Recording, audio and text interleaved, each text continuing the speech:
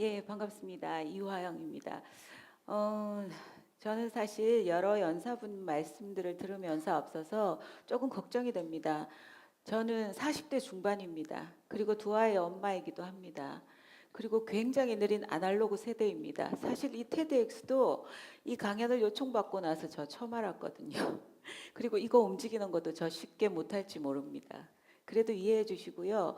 오늘 제가 하고자 하는 이야기가 평화와 관련된 이야기입니다. 평화적인 소통, 공감. 평화는 좀 느리고 천천히 가죠. 예. 아까 저기 여러분들이 들어오실 때 보니까 저보다 나이 많으신 분들이 별로 없더라고요. 다들 20대 또는 이제 그 아름다운 젊은 커플들이 손을 잡고 나란히 들어오신 아름다운 모습도 봤는데 여러분들은 아직 부모의 입장은 돼보지 않으셨어요. 그죠? 그리고 제가 오늘 이야기하는 이 학교 폭력의 내용도 앞으로 여러분이 결혼을 하셔서 가정을 이루시고 아이를 키워서 학교에 보내서 생기게 되는 조금은 먼 미래의 이야기일지도 모릅니다. 그 여러분들의 초등학교, 중학교, 고등학교 과정들을 다시 한번 떠올려 보면서 제 이야기를 들어주셨으면 좋겠다라는 바람이 있습니다. 이야기 시작하겠습니다. 얼마 전 대구에서 일어난 일이죠. 한 대구 중학생의 그 자살 사건을 보면서 여러분들 되게 걱정이 많으시리라고 생각합니다. 신문 방송에서는 지금까지도 연일 보도 기사들이 나오고 있죠. 학교 폭력 심각하다. 요즘 아이들의 그 잔인한 폭력성이 수위를 넘는다. 대책을 마련해야 된다. 저마다 한 목소리로 기사들을 내보내고 있고 많은 분들이 걱정하고 계십니다. 여러분 어떤가요?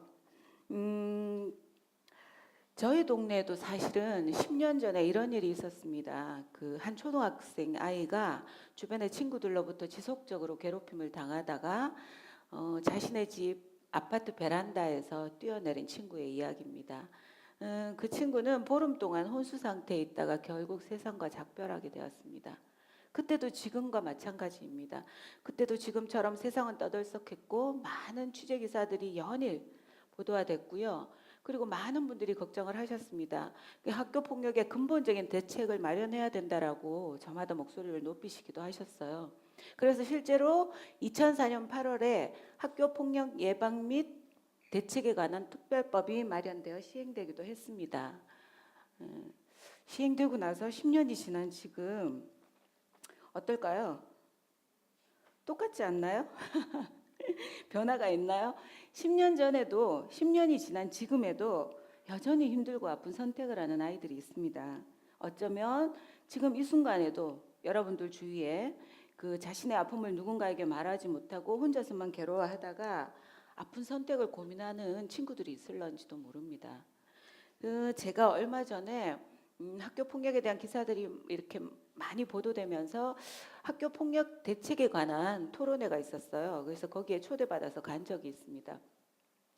많은 연구자들 분들과 그 교육 당국에서 나오셔서 말씀을 해주셨어요.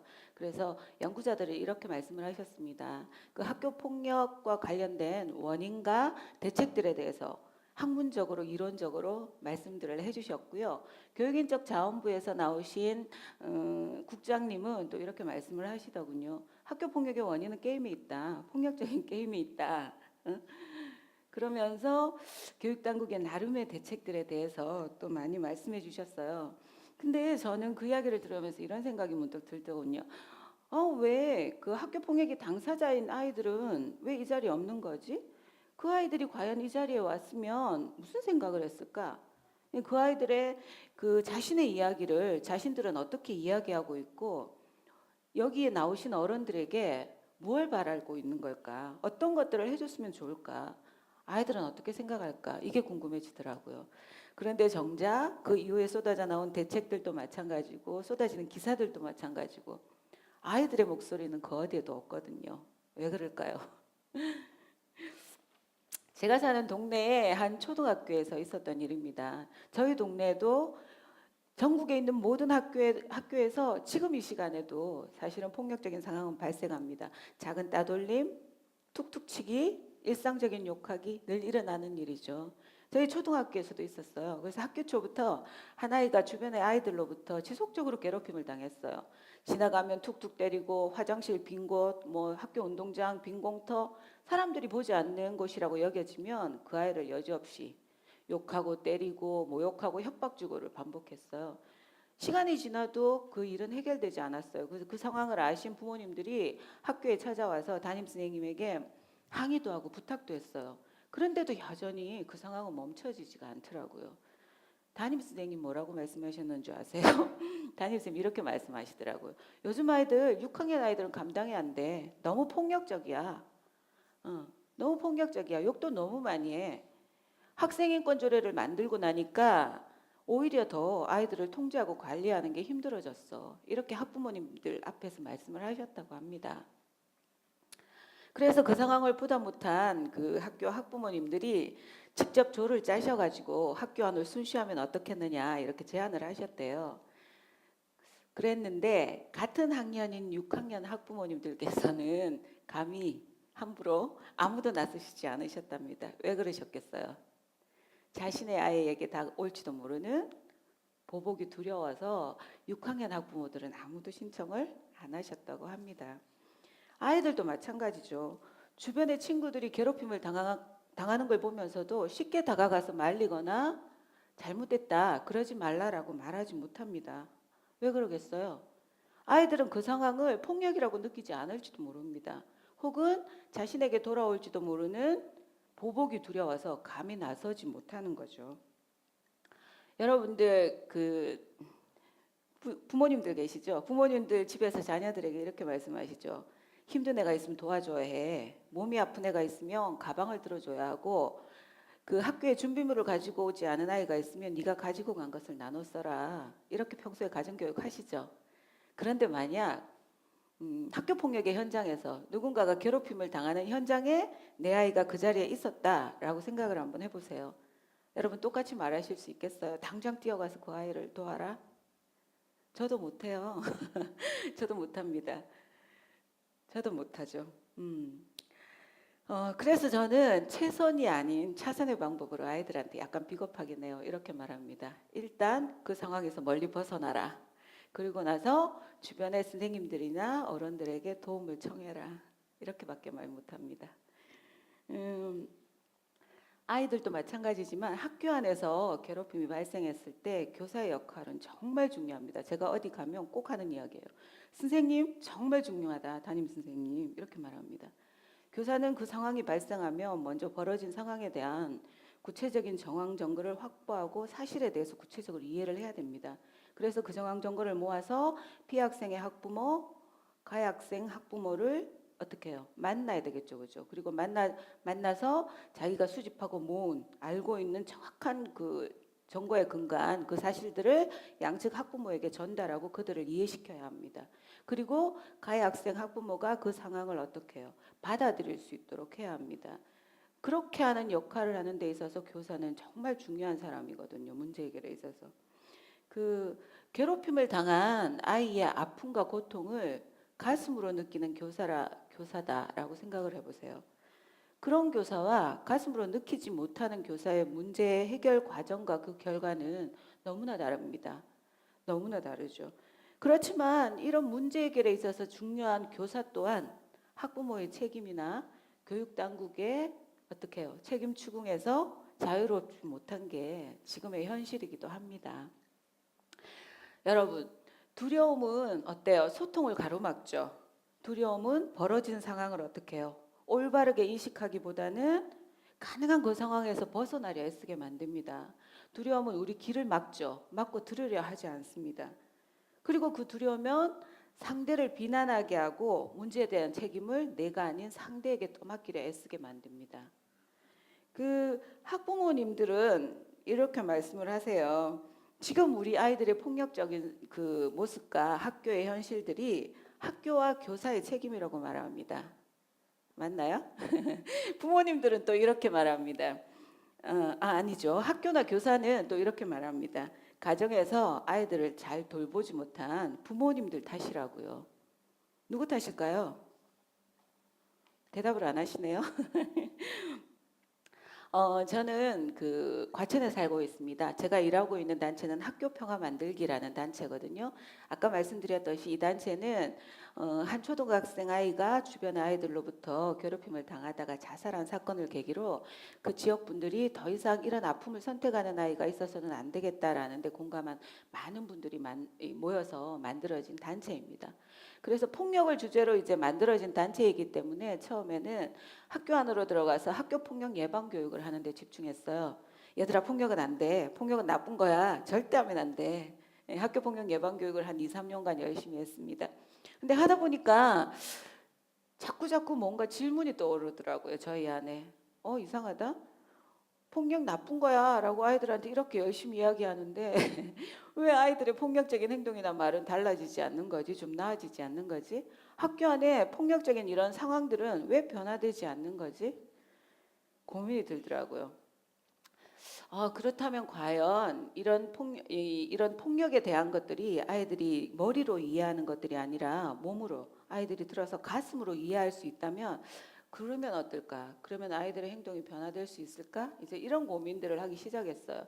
그래서 2004년에 이제 저희들이 그 학교 폭력 예방 교육이라는 이름에서 이제 달리 평화 교육이라는 거를 하게 되었습니다. 평화 교육은 평화 감수성이라는 것은 폭력과 차별에 대한 감수성을 말합니다. 평화 교육은 바로 이런 평화적 감수성을 키우는 교육입니다. 얘들아, 폭력은 안 돼. 하면 안 돼. 차별하면 안 돼. 라고 아는 것에서 거치는 것이 아니라 몸으로 마음으로 느낄 수 있도록 하는 교육입니다. 보통 평화교육을 처음에 할 때 아이들에게 하는 그 주제가 뭐냐면 나의 소중함, 너의 소중함입니다. 소중한 이유를 찾는 과정을 통해서 아이들은 나와 내 친구의 소중함이 어때요? 다르지 않아요. 똑같다라는 것을 느끼게 됩니다. 그리고 내가 소중한 만큼 내 친구도 상대방도 소중한 존재라는 것을 알게 되죠. 나의 소중한 권리를 지키는 일이 결국은 어때요? 다른 사람의 권리를 어떻게 침해하지 않도록 안아야 하고 상대방의 이야기에 진심으로 귀를 기울여야 한다는 것을 아이들은 평화교육 과정을 통해서 배우게 됩니다. 평화교육에 있어서 또 한 가지 중요한 주제는 차이와 차별입니다. 차이와 차별 많이 들어보셨죠? 다른 친구들이 가진 개성의 차이를 존중하고 서로가 가진 차이로 인해서 차별해서는 안 된다라는 것들을 아이들이 교육 과정을 통해서 배우게 됩니다. 자신들의 일상 속에 있는 행동이나 말 속에 있는 폭력성과 비민주성을 아이들이 교육을 통해서 느끼게 되고 또는 그런 것들이 잘못됐다라는 것들을 아이 스스로 밖으로 표현할 수 있게 하고 그래서 마침내 주위에 어려움을 겪고 있는 아이들을 적극적으로 도울 수 있는 내부의 힘과 자존감을 기를 수 있도록 하는 것이 평화교육의 주된 목적이기도 합니다.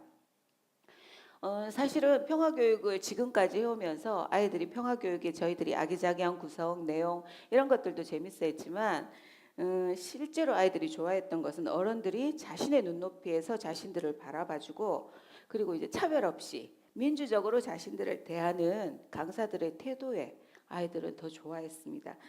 교육받는 내내 아이들은 자신들의 이야기가 중간에 끊어지거나 방해받거나 또는 옳고 그르다고 평가받지 않고 자신 또한 그 과정 속에서 다른 아이의 이야기를 귀를 기울여 듣고 또는 존중하게 되는 그런 경험들을 평화교육을 통해 하게 됩니다. 제가 평화교육에 대해서 굉장히 거창하게 이야기했죠. 중요한 교육이긴 합니다. 중요한 교육입니다.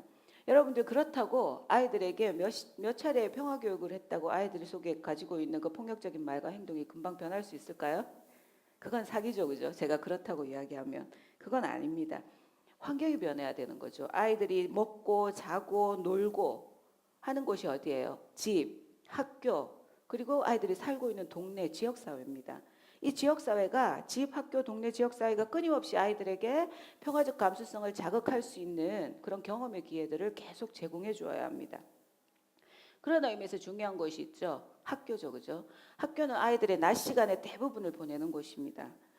누군가는 이렇게 말하더군요. 학교는 철옹성이다. 우리는 현재 2012년을 살아가지만 학교는 1960년대, 70년대의 모습 그대로이다. 학교는 학교 안에서 벌어지는 일들을 바깥의 사람들이 바깥의 누군가가 아는 것에 대해서 굉장히 경계하고 꺼립니다. 그만큼 학교 주위로 둘러차진 학교의 담은 너무나도 높습니다. 여전히요. 그러면 어떻게 해야 될까요? 담이 높다고 들어가지 말아야 될까요? 들어가야겠죠, 그죠?